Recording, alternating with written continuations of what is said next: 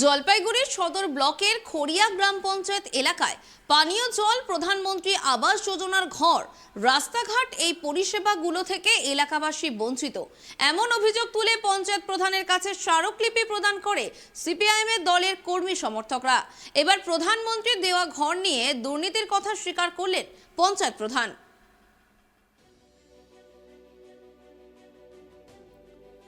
জলপাইগুড়ির সদর ব্লকের খড়িয়া গ্রাম পঞ্চায়েত এলাকায় পানীয় জল, প্রধানমন্ত্রী আবাস যোজনার ঘর, রাস্তাঘাট এই পরিষেবাগুলো থেকে বঞ্চিত হচ্ছে এলাকাবাসী।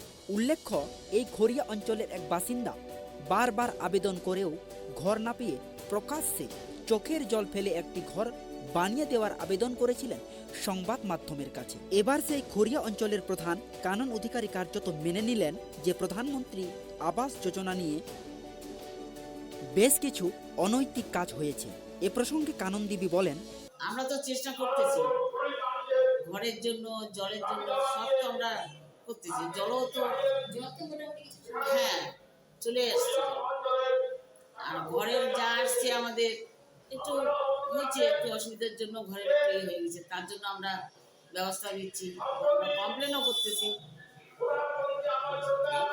আর জলের ব্যবস্থা তো আমাদের ভালোই আছে, একটু তো যেখানে যেখানে হয়তো পাইপলাইন নাই বা অসুবিধার জন্য জলটা পৌঁছাচ্ছে না, কিন্তু তারও ব্যবস্থা আমরা করতেছি। এই খড়িয়া অঞ্চল থেকে সবচেয়ে কম ঘরের নামে লিস্ট দিয়েছে।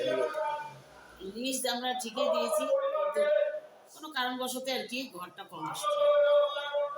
এখনো অনেক মানুষ ঘর পায়নি, যারা প্রকৃত প্রাপক, তাদের জন্য কিছু তাদের জন্য আমরা ব্যবস্থা করতেছি, কমপ্লেন করতেছি, ডিএম সবাইকে আমরা চিঠি করতেছি।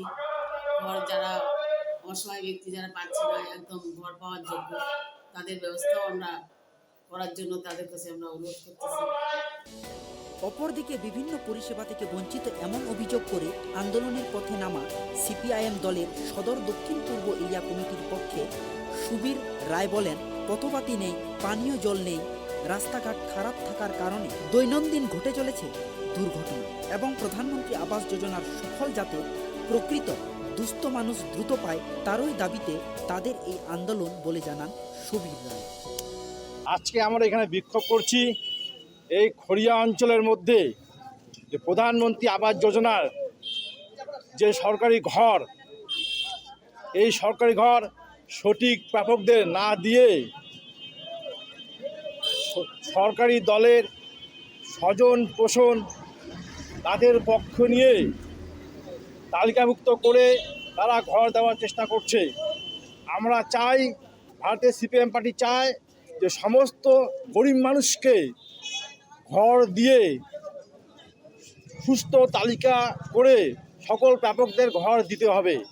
এটা গেল 1 নম্বর। 2 নম্বর হচ্ছে পিএইচির পানীয় জল। এই এলাকার সমস্ত পরিবারকে পিএইচির পানীয় জল দিতে হবে। পিএইচির টাকা, যেসব টাকাগুলো আছে সেই টাকা অপচয় না করে সমস্ত প্রাপককে পানীয় জল দিতে হবে। বৃদ্ধ বিধবাদের প্রতিবন্ধী ভাতা সকল শ্রেণীর মানুষকে দিতে হবে, বিধবা ভাতা সকলকেই দিতে হবে।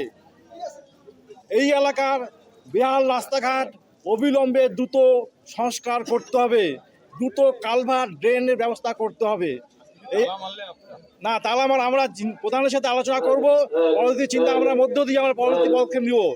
এই এলাকায় যে রাস্তার লাইট, স্ট্রিট লাইটগুলো বর্ষাকালে পোকামাকড়, সাপের কামড় দিয়ে মানুষের মৃত্যু হচ্ছে। আমরা চাই অবিলম্বে রাস্তার পথবাতির আলোর ব্যবস্থা করুক, না হলে অবিলম্বে আমরা বৃহত্তর আন্দোলনে অংশগ্রহণ করব।